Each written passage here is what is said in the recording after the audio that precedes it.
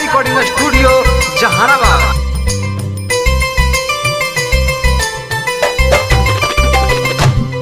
अंजलि दीदी जिंदाबाद जिंदाबाद जिंदाबाद, अंजलि दीदी जिंदाबाद जिंदाबाद जिंदाबाद, तारुण भैया जिंदाबाद जिंदाबाद जिंदाबाद।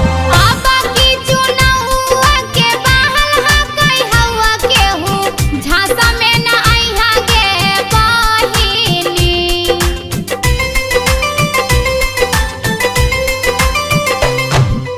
आबा की चुनाव के बाहर हा कई हवा के हूँ झांसा में न आई है गे बहिनी। आगे भारी मातों से अंजलि दीदी के विजयी बनई है गे बहिनी। चक्की जाता छाप हई इने कर निशाना माबा तनमा दवाई है गे बहिनी। अंजलि दीदी जिंदाबाद जिंदाबाद जिंदाबाद, हिलसा प्रखंड की जनता जिंदाबाद जिंदाबाद जिंदाबाद। आपका बटन कहाँ दबेगा, चक्की जाता जहाँ रहेगा।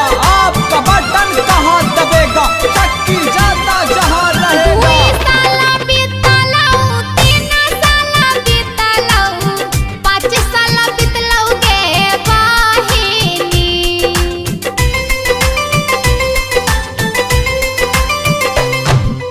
2 साल बीतलौ 3 साल बीतलौ 5 साल बीतलौ गे बहिनी।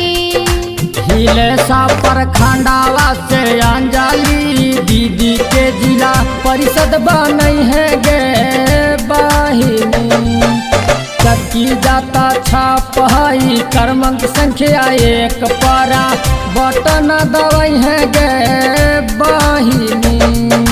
तारुण भैया जिंदाबाद जिंदाबाद जिंदाबाद, अंजलि दीदी जिंदाबाद जिंदाबाद जिंदाबाद, हिलसा प्रखंड की जनता जिंदाबाद जिंदाबाद जिंदाबाद।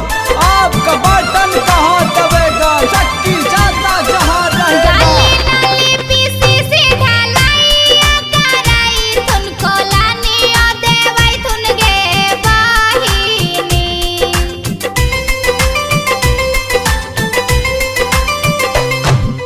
गाली नाली पीसीसी ढलाइया कराई थुन पेंशना म बनाई थुन गे बहिनी।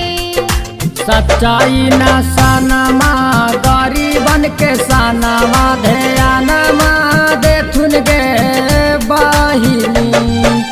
चक्की जाता छाप हई तारुण भैया के बटन दवाई है गे बहिनी।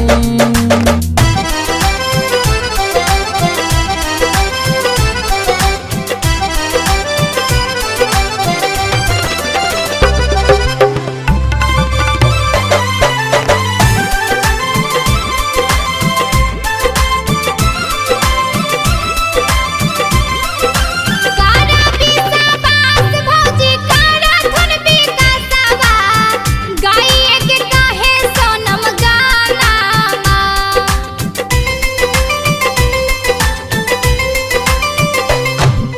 कारा विश्वास भौजी कारा थुन विकासवा गाइए के काहे सोनम गानामा। सुना चाचा सुनी चाची सुना दादा दादी तारुण भैया के कहानावा। सुना भैया सुनी भौजी सुना चाचा चाची अंजलि दीदी के कहानामा।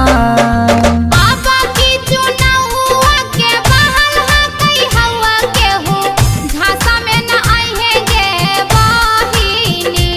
आगे भारी मातों से अंजलि दीदी के विजयी बनई है गे बहिनी।